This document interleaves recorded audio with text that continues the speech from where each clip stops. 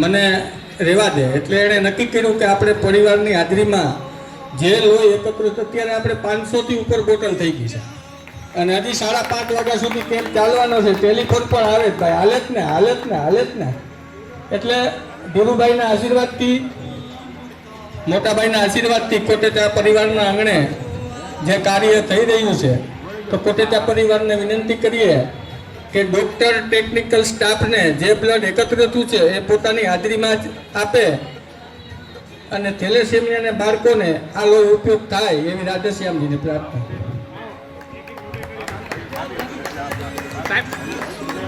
તમે આવો સાહેબ, તમે આવો. બે જણા થઈને એક પેટી લેતા જાવ, એવું કરો.